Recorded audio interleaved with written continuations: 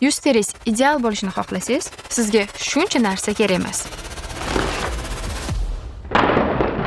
Bular o'rniga namlantiruvchi krem, SPF, retinol va yuz yuvish uchun gel yoki penka olsangiz, shu 4 ta narsani o'zi yetadi. Bu aytgan 4 mahsulotlarimni nimaga kerakligini birma-bir ko'rib chiqamiz va har doimgidek ilmiy asoslar bilan hammasini chuqur tushuntirib beraman. Har bir inson xohlaydigan sog'lom va go'zal teriga erishish uchun ko'p narsa shart emas. Ozgina dermatologik bilim va atigi 3 ta 4 ta juda ham oddiy qoidalarga amal qilishni o'zi yetarli. Birinchi qoida chuqur namlantiruvchi yaxshi tarkibli kremdan kuniga 2 mahal foydalanish. Namlantiruvchi krem o'zi nimaga kerak degan savolga javob beramiz. Terimiz bir nechta qavatlardan tashkil topgan va himoya baryeriga ega. Bu baryer teri orqali suv yo'qolishini oldini oladi va undan tashqari har xil yallig'lanish chaqiradigan moddalar, mikrob va allergiyalardan himoya qiladi. Yosh kattalashishi, quruq va yomon iqlim sharoitlarida yashash bu himoya baryerini buzilishiga va natijada terini yallig'lanishiga, ya'ni qizarishi, qichishishi,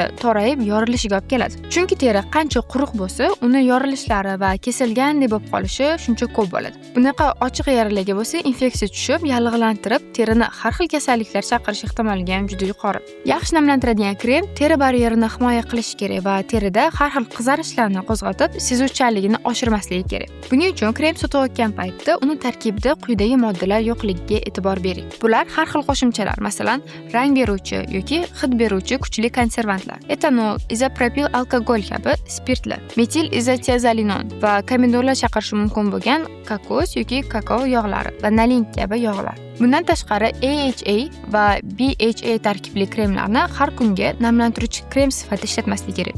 Chunki ular juda ham kuchli kislotalar hisoblanib, keragidan ortiqcha ishlatish teri baryerini buzilishiga olib keladi. Ikkinchi qoida bu har kuni SPF surish. Buni chuqurroq tushuntirish uchun bir mashhur voqeani aytib bermoqchiman. 2012-yilda bir ilmiy jurnalda 69 yoshli trak haydaydigan haydovchi haqida bir maqola yozilgan. Bu inson 28 yil mobaynida bir xil yo'nalishda trak haydagan va har gal quyosh uni bir tomondan yuziga tushib turgan. O'zingiz shu rasmda yaqqol ko'rib turganingizdek, quyosh tushgan tarafda ko'plab ajinlar, pigmentatsiya va dog'lar quyosh tushmagan tarafiga qaraganda ancha ko'p. Bu ilmiy ish va bu insonning tajribasi bizga quyoshni terimizga beradigan ta'sirini yaqqol ko'rsatib berdi. Quyoshdagi ultrabinafsha nurlari terimizga tushganda radiatsiya tufayli DNKmizni o'zgartira oladi va buning natijasida chuqur ajinlar, dog'lar va hattoki teri rakini ham keltirib chiqaradi. SPF kremlari, ya'ni quyoshdan himoya qiladigan kremlar teri ustida xuddi qo'shimcha baryerdek xizmat qiladi va ultrabinafsha nurlarni qaytarib, DNK mutatsiyasini va buni orqasidan keladigan teri rakini ham oldini oladi. Umumiy olganda, hozirgi zamonaviy SPF kremlarini 3 ta katta turga bo'lsa bo'ladi. Bu jismoniy himoya, kimyoviy himoya va gibrid holatdagi SPF kremlar.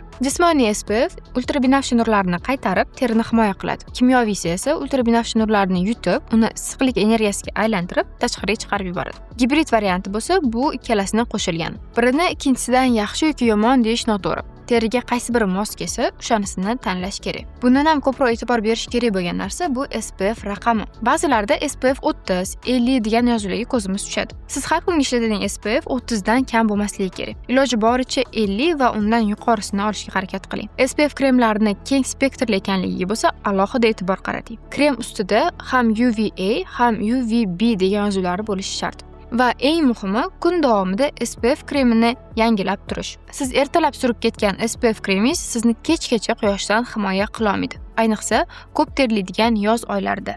Uchinchi qoida bu retinol haqida. Yaqin kunlargacha buni ko'pchilik bilmasdi va ishlatmasdi. Lekin Celimax kompaniyasi ishlab chiqargan shu retinoldan keyin butun dunyoda bu hozir trendga chiqdi. Aslida retinol yaqindagina paydo bo'lib qolgan qanaqadir innovatsiya emas.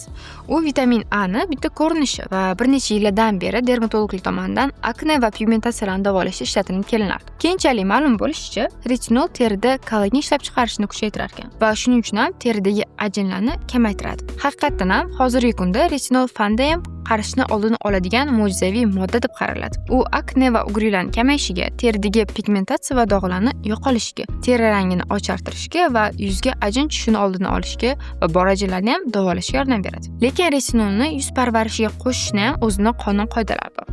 Masalan, o'sha trenddagi videolarda ko'rsatilgandek ko'p qilib surish mumkin emas. Retinol juda ham kuchli modda hisoblanadi. terini ta'sirchanligini oshiradi va ishlatish vaqtida terini quritib yuborishi ham mumkin. Retinolni boshlashda eng kam dozasidan boshlash kerak va dozani asta-sekin dermatolog nazoratida kerak bo'lsagina oshirib yurish tavsiya qilinadi. Miqdoriga keladigan bo'lsak, nihoyatdek miqdorda olib, shuni yuzni hamma joyiga yetkazib surish kerak. Boshlanishiga haftasiga 2 marta surish tavsiya qilinadi va terini o'rgatib borib, sekin-sekin surishni har kungacha chiqarish mumkin. Bundan tashqari, retinol ishlatishni boshlaganlar teri qurishini oldini olish uchun namlantiruvchi kremlarni ko'proq surishlari va albatta SPF kremlarini ham ishlatishni unutmasliklari kerak. Retinol haqida juda ham muhim bo'lgan narsa bu ularning teri teginligi. Ya'ni homiladorlik vaqtida ishlatilsa, bolada har xil shunaqa tug'ma nuqsonlarga olib keladi. Shuning uchun agar siz homiladorlikni rejalashtirayotgan bo'lsangiz yoki homilador bo'lsangiz, retinol ishlatishni butunlay to'xtatishingiz kerak. Va hamma kremlaringiz tarkibini ham bir tekshirib ko'ring. Ularning tarkibida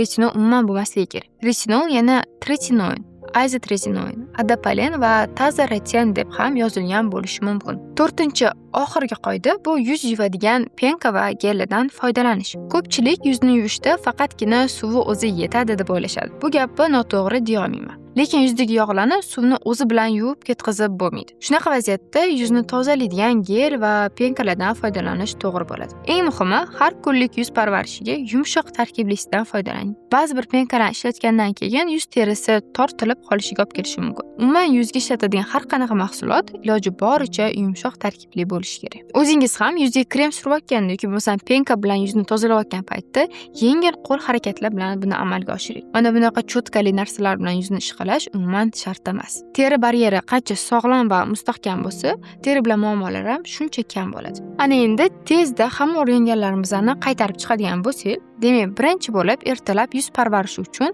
yuzimizni shunaqa penkada yoki bo'lmasam gelli tozalashimiz kerak. Ketidan yaxshi tarkibli namlantiruvchi krem suramiz va 2-3 minut kutib, ketidan SPF kremlarimizdan foydalanamiz. Kechqurun bo'lsa, yana bir marta penka yoki gel bilan yuzni tozalab olib, ketidan retinol suramiz. 5 minutcha teriga buni singib ketishini kutib, ketidan yaxshi namlantiradigan kremimizni surib olamiz. Yuz yuvadigan penkani xohishingizga qarab 2 mahal emas, balki bir mahal, ya'ni kechqurun ishlatsangiz ham bo'ladi. Va esingizdan chiqmasligi uchun yana bir marta qaytaraman, homiladorlarga retinol ishlatish umuman mumkin emas. Aslida hammasi shunaqa oddiy va oson. Atigi shu 4 tagina qoida va shu 4 tagina mahsulot teri parvarishlari uchun yetarli hisoblanadi. Agar qo'shimcha teri kasalliklari bo'lsa, albatta dermatolog bilan maslahatlashishni unutmang. Siz bilan doktor Iroda Baxtiyorova bo'ldi. Salomat bo'ling.